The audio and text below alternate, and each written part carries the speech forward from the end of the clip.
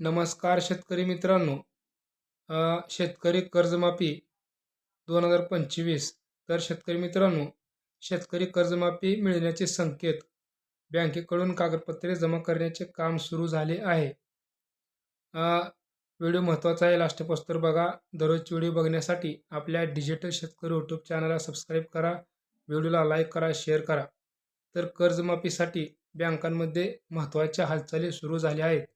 ज्या शेतकरी बांधवांनी जिल्हा मध्यवर्ती सहकारी बँकेचे किंवा सोसायटीचे पीक कर्ज काढलेले आहे, त्यांच्यासाठी एक मोठा आणि दिलासादायक संकेत मिळाला आहे.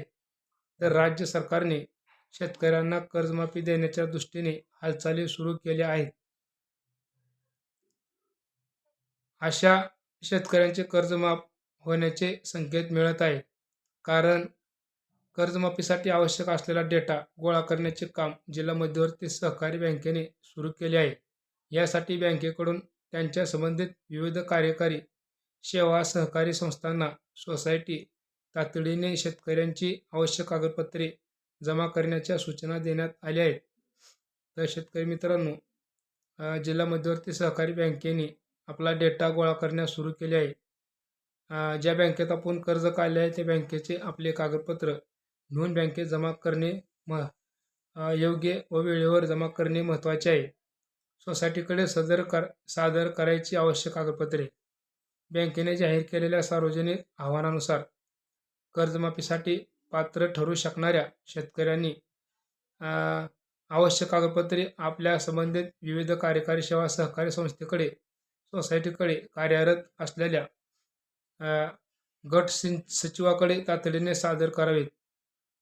ही कागदपत्रे वेळेत जमा करणे अत्यंत महत्त्वाचे आहे, कारण यानंतर बँकेचा डेटा संकलकांची आवश्यक पडताळणी प्रक्रिया पुढे सरकणार आहे.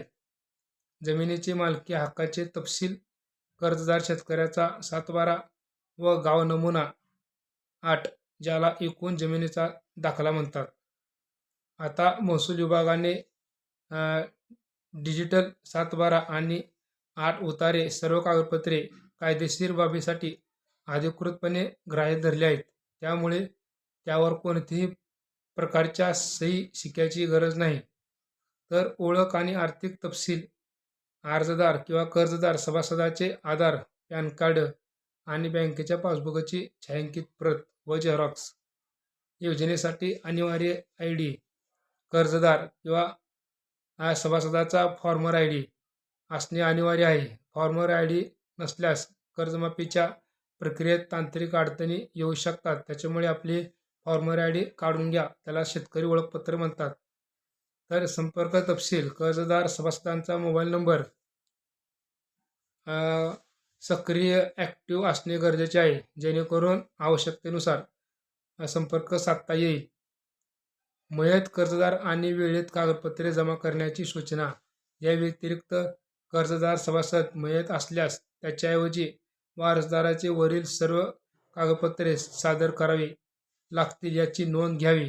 बँकेने सर्व कर्जदारांना वरील सर्व कागदपत्रे त्वरित सोसायटीकडे जमा करावीत, जेणेकरून गट सचिव कोणतीही अडचण येणार नाही आणि डेटा संकलनाचे काम वेळेत पूर्ण होईल.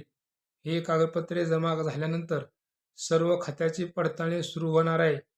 कर्जमाफी मिळण्याची शक्यता आणि शेतकऱ्यांचे आव्हान. जिल्हा मध्यवर्ती सहकारी बँकेकडून डेटा गोळा करण्याचे काम सुरू झाल्यामुळे शेतकऱ्यांमध्ये मोठा उत्सव आणि आनंद झाला आहे, आशा निर्माण झाली आहे. सध्या राज्यात थकीत कर्जमाफी आणि शेतकऱ्यांच्या सद्यस्थितीचा विचार करून राज्य सरकारने मोठा निर्णय घेण्याच्या तयारीत आहे. त्यामुळे सर्व पात्र शेतकऱ्यांनी कोणतीही दिरंगाई न करता ही कागदपत्रे लवकरात लवकर जमा करावीत, जेणेकरून कर्जमाफी जाहीर झाल्यास त्यांना योजनेचा त्वरित लाभ मिळेल व आपले कर्ज माफ होईल. तर मित्रांनो, बच्चू कडू यांचे आंदोलन झाले होते. त्यावेळेस देवेंद्र फडणवीस यांनी 30 जूनपर्यंत कर्जमाफी करू असे आश्वासन दिले आहे. जर 30 जूनच्या आत कर्जमाफी नाही झाली तर बच्चू कडू यांनी पुन्हा उपोषणाचा दावा केला आहे. आम्ही रेल्वे अडवू वगैरे वगैरे असे आंदोलने करण्यात येतील. त्याच्यामुळे 30 जूनच्या आत कर्जमाफी झालीच पाहिजे. तर मित्रांनो, आपले कर्ज माफ होण्यासाठी किंवा आपले कर्ज माफ होण्यासाठी आवश्यक कागदपत्रे आपण आपल्या बँकेमध्ये जमा करावीत. तर मित्रांनो, व्हिडिओ आवडल्यास व्हिडिओला लाईक करा, शेअर करा. दररोजचे व्हिडिओ बघण्यासाठी आपल्या डिजिटल शेतकरी यूट्यूब चॅनलला सबस्क्राईब करा.